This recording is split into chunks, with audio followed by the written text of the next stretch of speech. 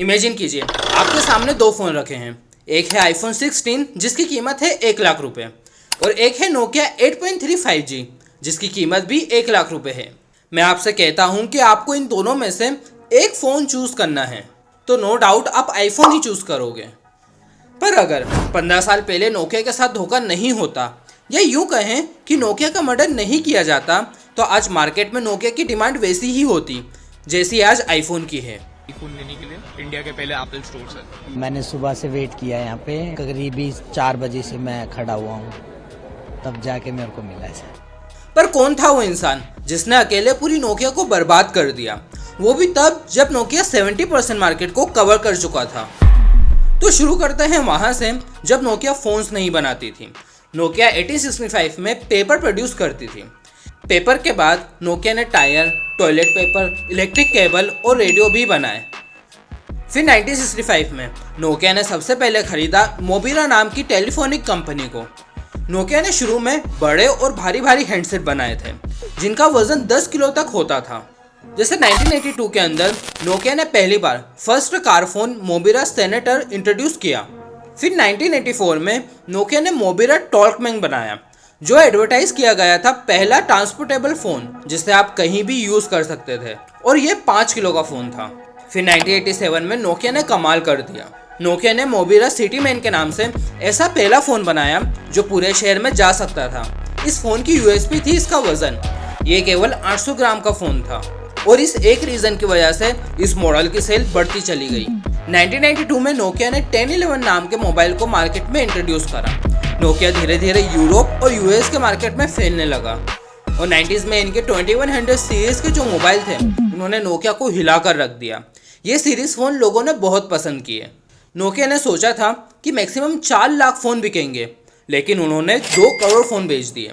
Nokia ने जितना expect किया था उससे ज़्यादा तेज़ स्पीड से वो ग्रो हो रहे थे।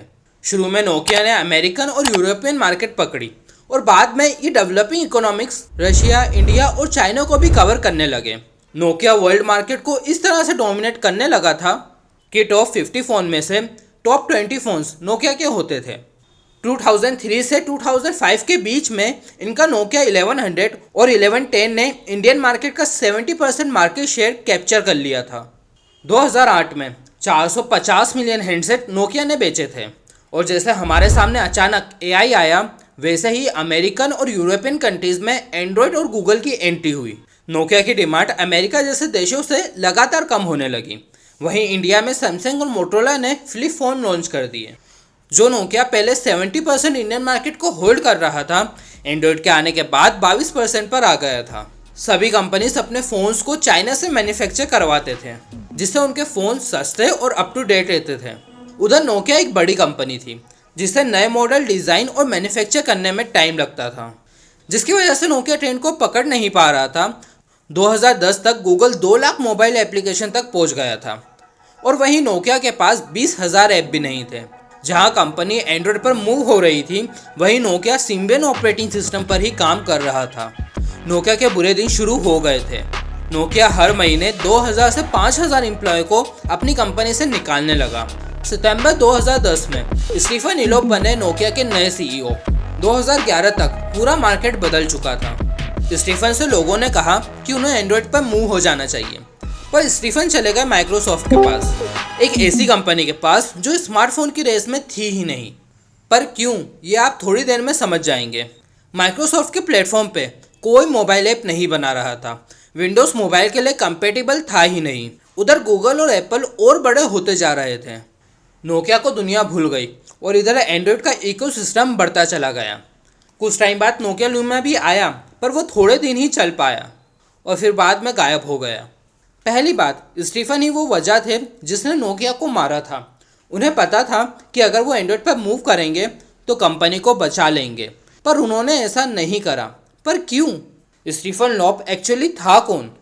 2010 में नोकिया ज्वाइन करने से पहले वो माइक्रोसॉफ्ट के ही इंटरनल बिजनेस हेड थे।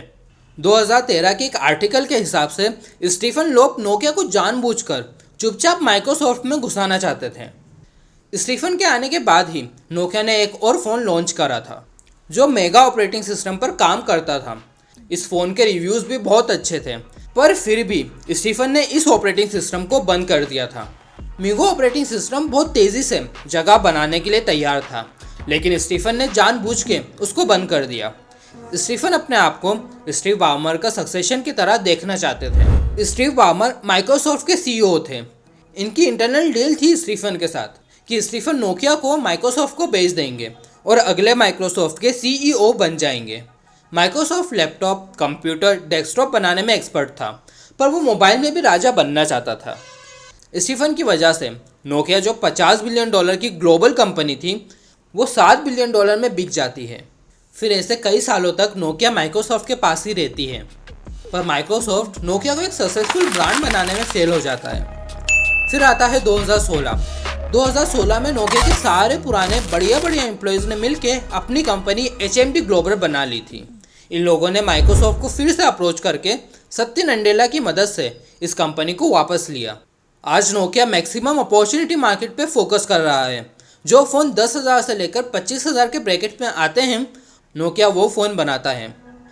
गलत इंसान की संगत किसी को भी डुबा सकती है, चाहे वो नोकिया हो या रॉबर्ट डाउनी जूनियर, जिन्हें उनके पापा ने ही ड्रग की लत लगा दी थी। पूरी कहानी जानने के लिए वीडियो पर क्लिक करें। तो मिलते हैं अगली वीडियो में।